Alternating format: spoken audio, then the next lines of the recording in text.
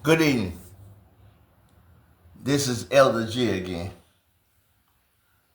I, you know, I think I work better at night. When it get cooler, you feel more comfortable. You can you can kick back and you can relax and you can think about what God have done for us over the years. Just just think about how we got here. Don't listen to the scientists because remember they were talking about the Big Bang Theory? Now that theory doesn't really mean nothing right now because all they did is lie.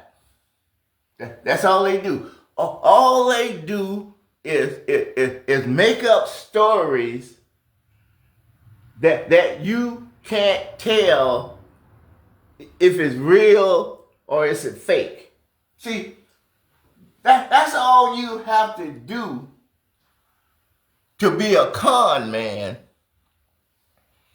is make your life so big. See, I'm not gonna pray and everything tonight because I'm talking about worldly stuff. I'm talking about how people get over on you, how people take advantage of your weakness. That's what they say, kindness. See, kindness is real weakness to a con person. See, that's what the con person is looking for. It's a kind person. Because a kind person, they're going to keep on giving you chances. They're just going to keep on letting you get away. See, that's what P. Diddy, he know if he intimidate people enough, and people know that he's a billionaire, so they're afraid of him because they know that P. Diddy, even in jail, P. Diddy is got enough money in his bank account to get you dealt with. Maybe he even hired some of the police that's in the jail to get the job done for him. See, that's what con men do.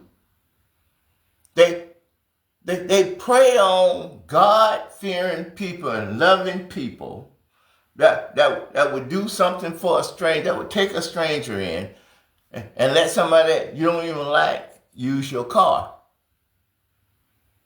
That's what they take advantage of, and they act like because you believe that God is kind and God is peace and God is love and God is long-suffering. See, that's how they take advantage of. That's how they got black people to let them rule over them instead of trying to kill them. Because they taught you Christianity, but they taught you the Christianity that they wanted to teach you. That's why they didn't want you, the slaves, to learn how to read. Because then the slaves would have been able to go to the Bible and read it for themselves. Now, from the first time I came on Facebook in October, I had never been on Facebook. I didn't know how it was going to turn out. I didn't know what was going to happen. But until I got up and went on there, I don't have to guess what the results is anymore. I don't have to guess if some people's going to listen and some people's not. See, that don't even bother me no more. Because, see, when you really believe that God is who he said. You notice I said tonight is not going to be about LG. It's not going to be about God. But see, my whole life, I fashioned my life to fit within God's word. So when you fashion your life the way God's word is, then that means that the most powerful entity in all existence is on your side. All the power and all the will that God wills,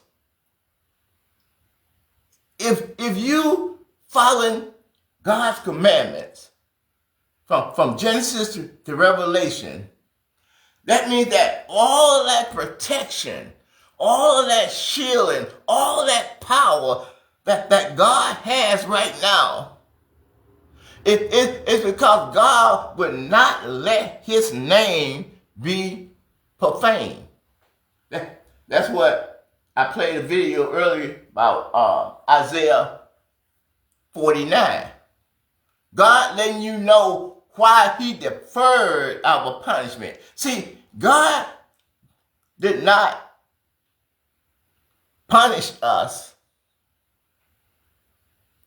We have already been punished. God already punished us. But because of his reputation, because the power that in his name, that you can't fail. So what God did was, whatever punishment I'm going to get, it's already been declared generations and generations in the past. My punishment is sealed.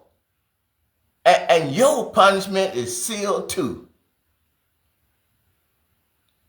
But that's what Jesus asked for. That's why Jesus, when God looked in the heavens and he looked in the earth and beneath the earth to find somebody that could deliver us from the fate that already have been declared. Your sin and your punishment is already sealed. It's already been declared by God. And ain't nothing you can do to change it. There ain't nothing a human being could do to change that. So when God is sitting there, he's sad. You know, he's down because he created man in his image and in his likeness. And he gave us dominion over this. Now he's sorry that he did it. So he declared our punishment and he turned his back on us. But as he was sitting there being sad, he looked around. He's looking for a way out of no way. He's looking for a bridge over a troubled water. He's looking for the lily in the valley. He's looking for that bright and morning star. He's looking around in heaven. And he don't see nobody that can redeem us. Oh, he become more sad. Just read the scripture. He repented. God repented to himself. So he can't see nobody in heaven. So he get, oh man, I can't even find nobody in heaven. There ain't no hope for the human being. There ain't no hope. Then he looked up on the earth. He searched the earth from corner to corner. And he said he found none. You know how I feel when you done went to this person to borrow some money. And you done went to that person and you get ready to lose your house or lose your car. And you go into the banks and everybody's telling you no. And every time they tell you no, you drop your head just a little bit more. So he done looked in the heavens, he done looked on the earth, and then he looked beneath the earth. And he couldn't find none. Just think about that. He done searched the heavens where he is. He done searched the earth where we are. And he done searched the earth where the fish is and other animals that live underground that coming to the surface would cost them their life. So you imagine how God is feeling right now. Surely he could have found somebody in heaven. Surely he could have found somebody on earth. Surely he could have found somebody beneath the earth. But the Bible said he found none. I can see God right now slumping back on his throne. And then he said to himself, I'm not gonna let my name be blasphemed. I'm not gonna let my name go in the mud. I'm not gonna do it. And as he was thinking about what he was gonna do, he heard a voice. And the voice was Jesus saying, hold up. Can we make a deal here? Can we make a deal? I tell you what I do. He said, if you prepare me a body. So that means that if God have to prepare him a body, that means that he don't have a body because he's spiritual. And a spirit, you can't see him. He don't have no shape. He don't have no form because a spirit is everything that we see and hear and can't see and hear. That's what a spirit is. So Jesus, God have to prepare Jesus to, like we always say in church, God had to make Jesus a man suit. And Jesus took on the man suit, but God gave him a condition. God told Jesus before he came down in a human body. He said, I'm going to tell you about them men and women. I'm going to tell you about them now. They're going to spread you wide and they're going to hang you high. They're going to put all the sin of the world up on you. You ain't never felt pain or death or hunger or anything like that. But if you go down there, I know you my son. I know you a spirit. Now I know the spirit can't die. The spirit's gonna come back to me. But you're gonna feel some pain. You're gonna feel some sorrow, and you're gonna see some sorrow. But if you do go down there now, there is no turning back. There's no turning back. When you call up on me and ask me to deliver you when you hang on that cross, he said, I'm going to turn my back away from you. Because it's impossible for me to lie. If you make that deal, Jesus said, I accept. These are my conditions. Whoever I convince that I'm the Messiah, and even after I get crucified and ascend back to heaven, even if they just believe in my name, then those are the people and those are the souls that you save. That's a deal that Jesus and God made. And Jesus says, God said, you got to go down through 42 generations now. In each one of these 42 generations, you're going to suffer pain and you're going to suffer sorrow for my name's sake. And you're going to redeem those that are lost. Is that a deal? Jesus said, yes. He said, I will go all the way to the cross and beyond. I'll go visit hell for 3 days and 3 nights. And I'll set the captives free. That whoever I set free, they free indeed. God said, deal. So Jesus came down through 42 generations. He came down through 42 generations to fight for us. To die for us.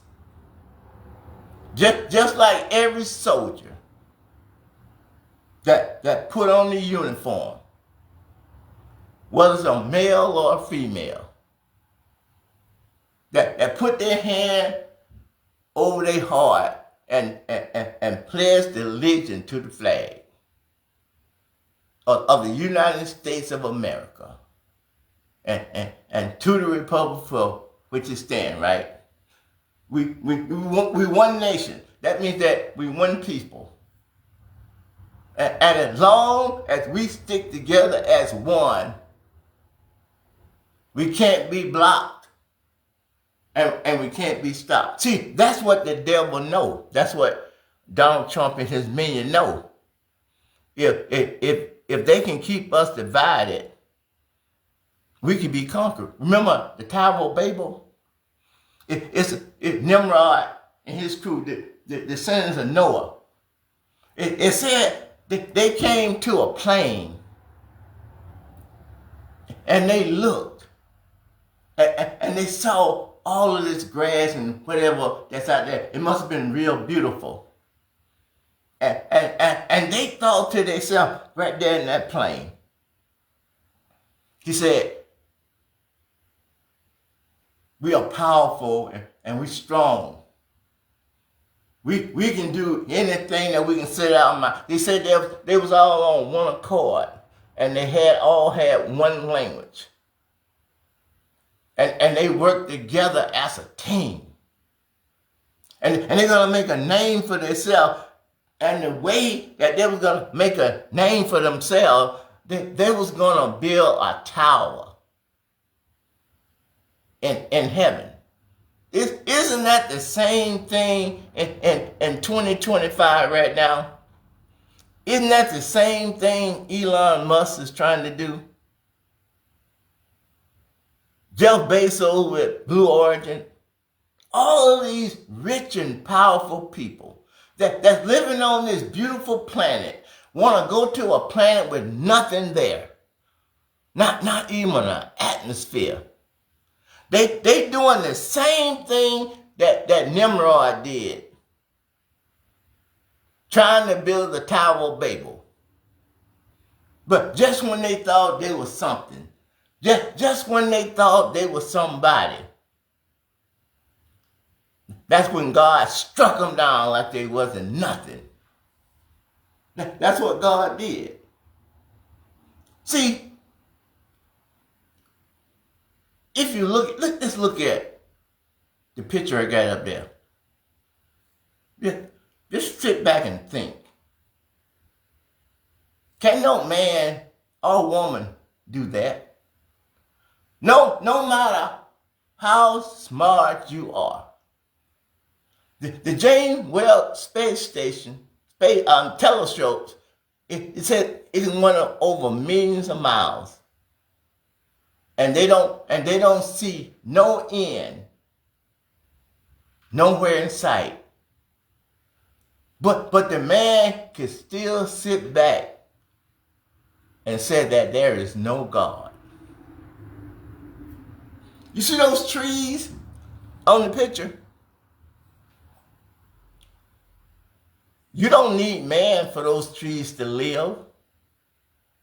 You don't need man for those trees to be nourished and to grow. Because God created those trees before he even created man and woman. And you notice that you don't see no tools. Like a backhoe or a track hoe or a caterpillar or something like that. You don't see none of that laying around. You don't see no tools that God used, and everything you see is living. The trees are living. They feed the birds and the animals. Everything is living. The mountain is living. It got organism in the mountain. See how the grass and everything growing on the hill? Those are organisms. Everything that God created is alive. And it's eternal. It may change form. A rock and the thing, you put it up against fire, it'll become more pure, but it becomes gold, but it's still that same rock. The dross will just burn away in the fire. See, Jesus is the fire that turned the rock into gold. And the Bible, Solomon writes in Ecclesiastes, he said that we are more precious than silver and gold. Out of everything that God created, man and woman is the most precious thing that is, because he put his name on it. He said, I create man in my image, in my likeness.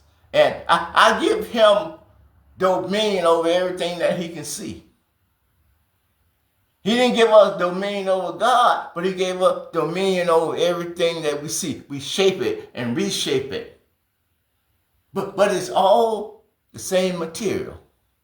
This same water bottle that I'm drinking out tonight, tomorrow could be something else, because this water either gonna fall back to the earth and go back to where it came as a water bottle, or go back to where it came from, or they're gonna recycle it and make it something else. Nothing really dies.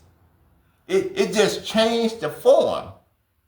And we don't know how many forms we have to go through before we get to the kingdom. See, I don't care nothing about that. Because the Bible tells us that he was challenged, talking about this woman had a man she married, he died, and it was 7 brothers. So when the first brother died, she married the second. And when the second brother died, she married the third one, all the way up to the 7th. And then he said that the 7th son died also. And they asked Jesus, well, whose wife she gonna be in heaven? Which one of the brothers? Jesus said that there's no marriage in heaven. See, they was trying to trick Jesus. See, Jesus didn't go out there fussing and arguing. All Jesus said, in heaven, there is no marriage, and there's no giving in marriage. There's no male and there's no female. There's no Jew, there is no Gentile. We're just all children of the Most High God. That's all we is. And it said that there ain't gonna be no more crying there. There ain't gonna be no more weeping. That there ain't gonna be no more sickness there. And there ain't gonna be no more death there. That's what God made, what you see right there. all the waterfalls and the trees and the blue sky. And he did all this just by speech. Just think about that. Everything that you see and everything that exists, God just spoke it into existence. Just think about that. How can man think that he's something?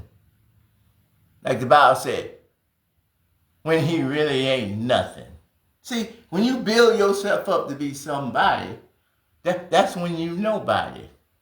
When you start thinking that you better than somebody, and you treat people bad, try to make yourself look better, or try to justify all the wrong that you're doing.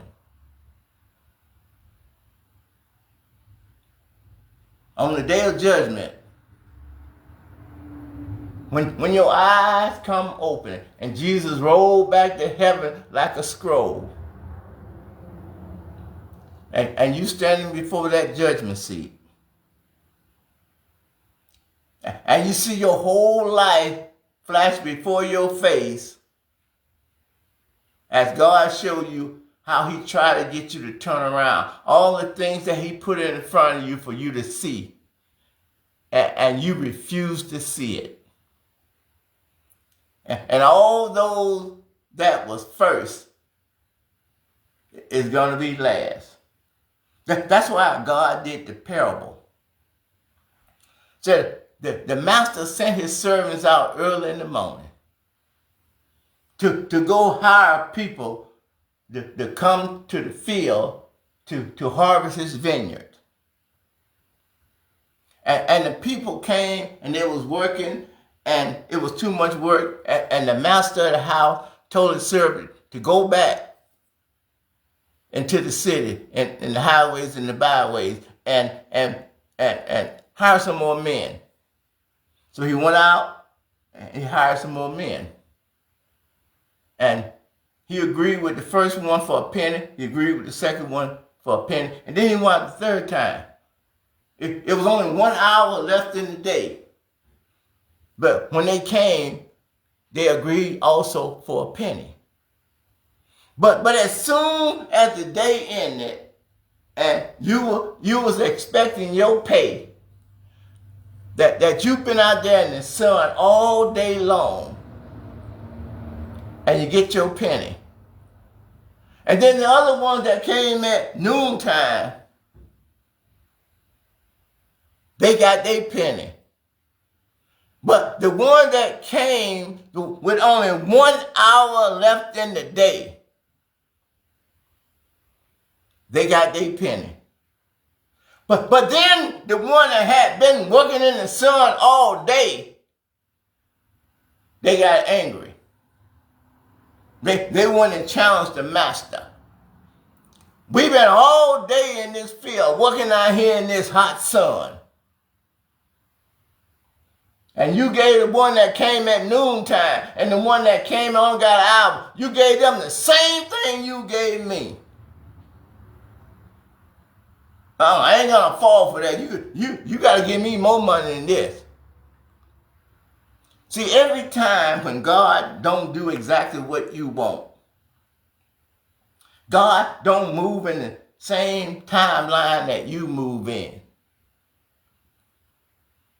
then you're gonna turn your back on God, like you know what you're doing. The only reason that you're in that condition that you're in, God already is you don't know what you're doing. Because you trying to say you know something when you really don't know nothing. See, that's the way life is. See, there's people that's weak and feeble-minded and ugly and fat. And there some people that's a perfect statue of a man or a woman. Perfect statue of a man or a woman.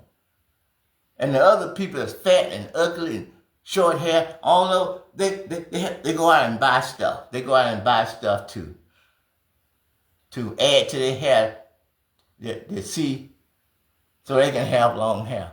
But the person that really got hair, they're just laughing at you. Because if God wanted you to have long hair, he would have gave you long hair. See, they wasn't satisfied where they are. See, that's how the devil gets you. See, the devil look for the people that's not satisfied.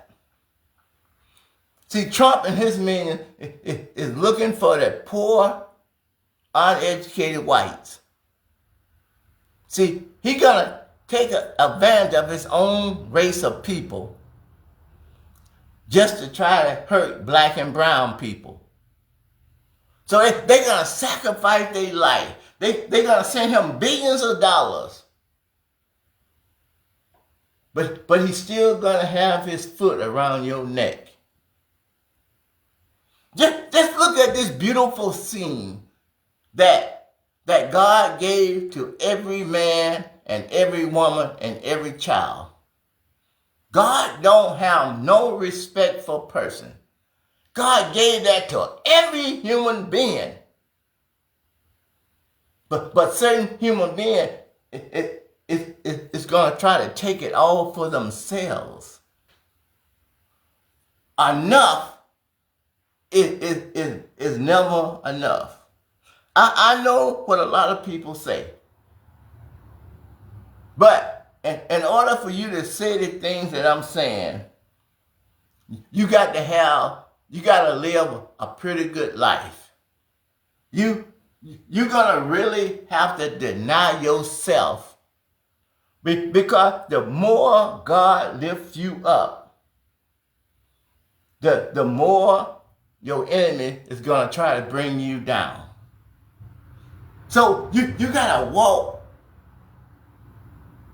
in a way that Christ won't turn his back on you. That God won't turn his back on you. Look at all this beauty that God gave us naturally, and we went and put buildings and concrete here and concrete there and steel there. And we gave up all of this beauty. We could just sit back and bathe in the sun and went swimming every day. And maybe went hunting, because God is the one that supplies our food. All the meat that we eat is supplied by God. All the fruits and vegetables that we eat, supplied by God. They don't need us to live and to grow, because they can grow and live on their own without man. Just because man disappeared, none of this beauty have to disappear. Because everything that you see is living. The water is living. It's the life that keeps us alive. It's the fuel that keeps us going. It's the very thing that keeps us from going back to dust. That the water is living water. We soil. But when the water and the soil come together, it becomes mud, and then you can form man out of it. But without that water, that clay will go right back to dust. All you got to do is look. Just go outside, get off that computer, get off that phone. Stop playing those video games. Go outside and look.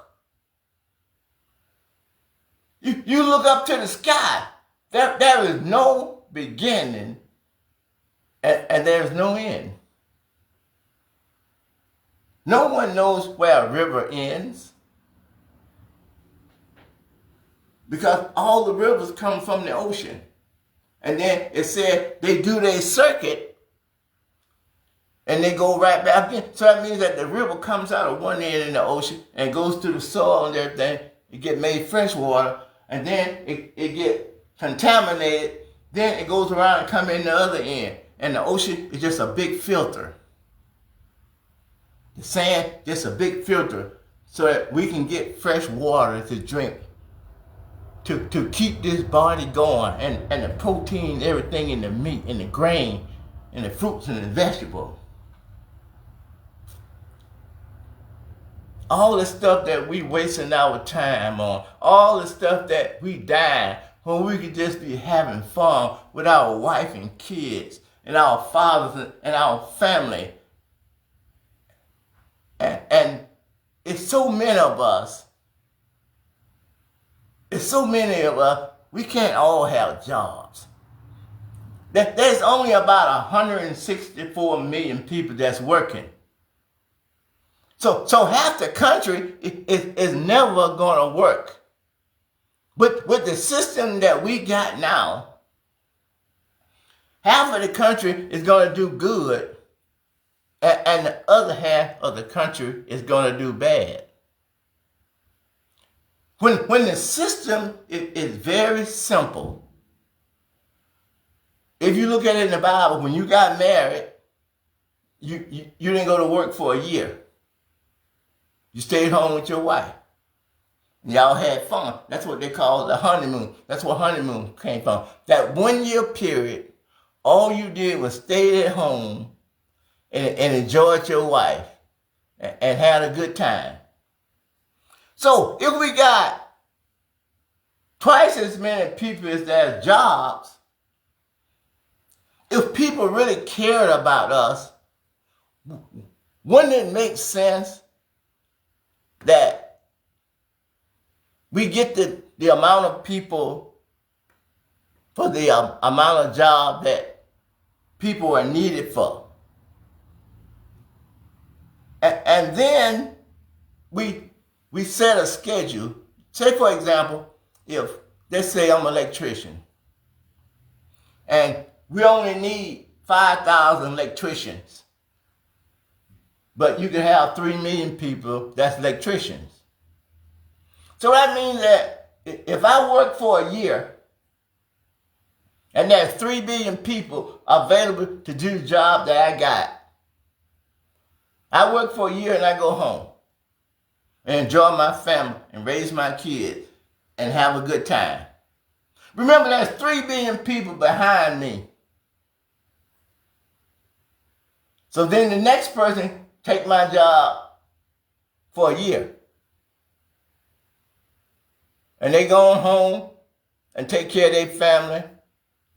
You know, usually, like in your 20s, say you finish college at 24, let's say you go to work 24 or 25, and then you go do your 1 year, and then you come home. See, all the resources is the same. You see, like our budget, where it says we got a $36 trillion deficit, right? So if we want to pay that off, see, all we got to do is get together and stop making bills. I'm going to tell you, if you may not understand what sharecropping is and what bartering is that, say my father raised chickens. Okay? So my father, he's not going to make that much money. And he may have made enough money to get us some school clothes. But my father can't go out and buy a steak or a pork chop or a Boston butt. See, we don't have that kind of resources. So my father would go to a man that sell hogs.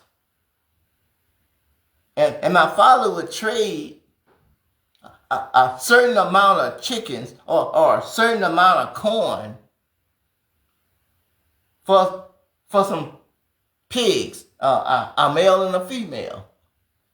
So he can start growing his own pork, his own beef. See, everybody looked out for each other, and nobody in their whole lifetime had to work more than 1 year. Because you got 3 million people that's going to take your place in a year. And they're going to get the same pay that you would have got paid at that time. But everybody has got a home. Everybody has got a place to stay. So let's talk about capitalism, socialism, and communism. Socialism is that you own the people, not Jeff Bezos or Elon Musk or Warren Buffett. See, that 1%, that 2%, they putting all your money in their hands. And then they taking all your money and holding you down to make sure that you stay down there. But socialism is different. Not the kind of socialism that the Republicans talking about, communism that the Republicans are talking about. I'm talking about what God is talking about. Nobody works more than a year because there's more than enough people to do the job. But you got to make sure everybody got a car. You got to make sure that everybody's got a home. You got to make sure that everybody's got food. Everybody's got medical care and vision. If everybody is taken care in that, and all the things that need to be done, the electrical work, the building the dam, the building the roads, all those things are still going to be done the same way they're done now. But the only difference, when you got 3 million people sitting behind you, why should you ever have to work more than a year? See, that's the way God is. That's what God is trying to show us. That together, we are more precious than gold. See, all the money that Elon Musk has got, that's already our money. See, we're the one that build the cars and the spaceship and everything for Elon Musk. Without us building the spaceships and the car and all that, Elon Musk ain't nothing. That's socialism. Is that I'm going to make sure if you get sick, you can go to the doctor and get the best care. If your eyes go bad, I'm going to make sure you get the best care. I'm going to make sure the car you drive is in top shape.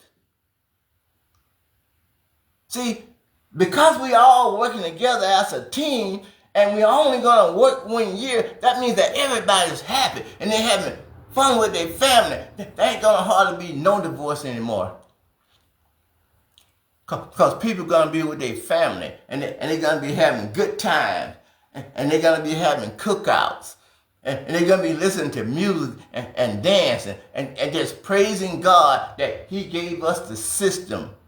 That's what socialism is. Is that you get together as a team. It's the same thing as a 401k. Just say you work for the state of Alabama and you got a 401k. And all the people that's working there could join that 401k plan. And whatever bank or association that you get to manage that money, they're going to invest that money in houses and roads and electrical grids and heavy equipment. But we could have did that ourselves. They ain't doing nothing special, but instead of investing in all that stuff, we invest in each other. That's why the Constitution is of the people. The people came up with it. It's by the people. And it's for the people. It's for us. See, when you start working those 3 million people behind me, and I work for a year, and I'm going home for good to raise my family and to have children so we can have a replacement when we get old and die and gone. See, somebody got to do that. Somebody has got to replenish human beings. See, we don't put materialistic things over what God got right there before our eyes. Just look. God is something. He brings you rain when you need rain. He bring you cold when you need cold. He bring you good hot weather when you need hot weather. He bring you love when you're sad. He bring you up when you're down. He bring you love when you feel like you're not loved. And we throw it all away for materialistic things. God doesn't treasure anything on earth above man and woman. But we can't even treasure each other. We can't even come together as a team. I'm telling you right now, God is going to raise us up. All we got to do is accept. God is going to raise us up. This is our time. When the midterm election comes, if you really believe in the Constitution, you really believe in God, we can only vote one way. That's straight Democrat. I'm not saying that Democrats are perfect, but I believe that the Democrats, if you give them 60 votes in the Senate and control of the House, I believe that they will rein in this renegade president. They'll make sure that they put in place, clear and plain, that no man and no woman is above the law. And that's why I'm here. I'm not here to argue with you. I'm not here to fight with you. You notice I don't do podcasts where I invite guests so we can argue back and forth. So he can make his point. And because he making his point or she making her point, I got to make my point too. That's not how God works. See, God called me to preach the gospel, to spread the good news to everyone that hear. I'm telling you, it works. It works. If you stop lying, if you stop stealing, and you stop committing adultery and fornicating, you stop murdering your brothers and sisters. They said you supposed to beat your sword and to plowshare. He said that the lamb is going to lay down with the lion. And ain't going to have no fear. That's the way, let's look at the beauty. We paying for water now because the rich folk contaminated the water. When I was a kid, we used to go down to the spring and just get down on our knees and get our water in our hand and drink it. That's how pure it was. That was blackberries and plums and honeysuckle everywhere. Mustardine, peach trees, pear trees. All you had to do is go out there and eat all you want. But that greedy man, that greedy white Caucasian man, he went out and poisoned all the peach trees. All the mustardine trees, all the honeysuckles and the blackberries and the blueberries. He went out and poisoned all that. And then they're the only ones that got the land and the stuff they put in the supermarket and the grocery stores. You know, modern day slavery. All the stuff that God gave you, that all the food that God provides, but that prejudiced man goes out and kill it. And then the only way that you can get it, you got to get it from him and to bow down to him. I'll never submit to that. Never. I consider myself to be free. I consider myself to be a child of the Most High God. How do you feel about yourself? How do you feel when you sit back and you let the evil people and the dumb people treat you like you ain't nobody? How do you feel when you sit back and get clowned and get laughed at when all you have to do is put your trust in Jesus and let Jesus lead you and guide you in the way that he would have you to go? Just look at that. Man didn't have nothing to do with that river right there. Let's look at that. There ain't no greater picture that you can imagine than look at all the beautiful things that God have did for us. All this beauty that God put here for us. And we just messing it all up. Because of our pride. Because the prejudiced white man is not as smart as he pretends. He's not as wise as he pretends. He's actually weak. Compared to other races, they weak. I'm not picking on them. They got a talent. But some people's got that all around talent. The person that put their trust in the Most High God. And to love God and to respect God and respect your family. And respect the one that have the rule over you. When you open your eyes and you come to that point, and you sit back and look at all the natural beauty that man just tearing down because they don't want to admit that there's a God. Oh man. Just sit back one day. Or go out into the open field where like in the country where the sky is clear and there's a full bright moon and all the stars. And just get you a blanket or a sleeping bag and go out there and just lay down on your back.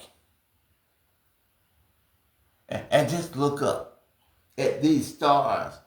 That's millions and millions of miles away. They say that the sun is 93 million miles away. But you can still see it with the naked eye. That's how big it is. That's how bright it is. And this thing about God is beyond all that. Everything that you can see or hear about, God is beyond it. I don't understand how any man, woman, or child that can't believe that there's a God. No tools. And he did it all. And it's all living. God don't create nothing dead. God create living things. They're eternal. If a tree dies, another tree gonna come up right in its place. If I die, another human being is gonna come up in my place. Because God have us on a replacement system. That's always gonna be enough. There's always going to be a time. There's a time to laugh, and there's a time to cry. There's a time of war, and there's a time of peace.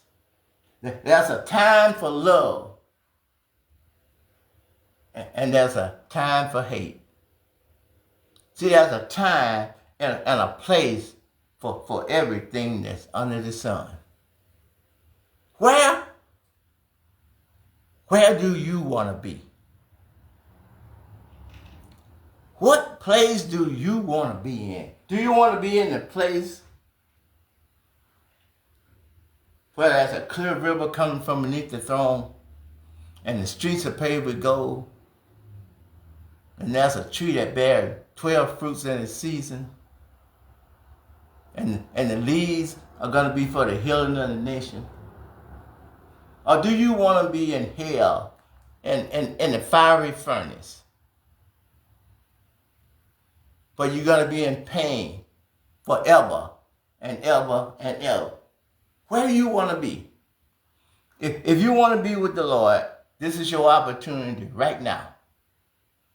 This is the chance for you to come to Jesus, just like you are. God don't care that you done made some mistakes. We all have made mistakes. As long as you haven't blasphemed the Holy Ghost, God got you. All you got to do is deny yourself and take up your cross and follow after Christ. That's what I did. And I'm giving you an open invitation to come right now. And at the end of every one of my speeches, even though I say this is going to be about talking, I just can't let it go. I always have to follow my protocol. That when I woke up this morning and my eyes came on, it's a routine. See, you have to get yourself in a routine that your body and your mind will be conditioned, even though sometimes you want to skip that part. But since you're in condition, it's temperate. That's what you put heat to something for. You put heat to something that's hard to bend, and then you bend it while it's hot, and then you cool it down, and then it'll hold that shape. Women know it when they roll their hair, and they let the roller stay in the hair all night. I use a hot curler to temper the hair so it can hold. So when you wake up in the morning and you got a routine, your body is always gonna come into that routine. If you wake up every morning at 6, you ain't gonna need after a while, you ain't gonna need no alarm clock anymore. Because your body has been tempered to getting up at 6 a.m. And that's what it's going to do. And that's the same thing with God. When I woke up this morning and I saw a brand new day, I told God to thank you. Thank you for waking me up this morning. Thank you for starting me on my way. Thank you for clothing me in my right mind and all my limbs are working properly. Then I become Elder G, because I'm a sinner just like you. So I had to get myself in order. Just like you have to get yourself in order. And I pray for the one in the hospital. I pray for the one that's behind the prison bars. I pray for the one that's in the nursing home. I pray for the one that's in the jailhouses. I pray for the one that's mourning. I pray for every church that's open in Jesus' name. I pray for all the pastors of the churches. I pray for all the deacon boys and mother boys. And I also prayed for the one that's sitting out there in the pew, or the one that's going up and down the dangerous highway. I do all of that because I love myself and I love my family, but I love all my sisters and brothers in Christ. So I'm going to do everything, and I'm going to try to do whatever it takes to try to get someone to give God another chance, to accept Jesus Christ as their own personal Savior. And as long as I got my breath in my body and my mind is still regulated, I'm going to try to do it until the day I go to the grave, because I know how important it is. I know that God's desire is that no one should be lost. And you should feel the same way I do, that no one should be lost. And as I close my broadcast, I do a corporate prayer. Jesus' disciples came to him and they asked him to teach them how to pray. The same way that John the Baptist the Baptist taught his disciples. Jesus said, when you pray, pray ye in this matter. Our Father, which art in heaven, hallowed be thy name. Thy kingdom come. Thy will be done on earth as it is in heaven. Give us this day, O Lord, our daily bread, and forgive us our debts, as we forgive our debtors. And lead us not, O Lord, into temptation, but deliver us from the evil one. For thine is the kingdom, the power, and the glory, forever and ever. Amen. And may the Lord watch between me and thee, while we absent one from another. I love you. Until next time, go in peace. Bye-bye.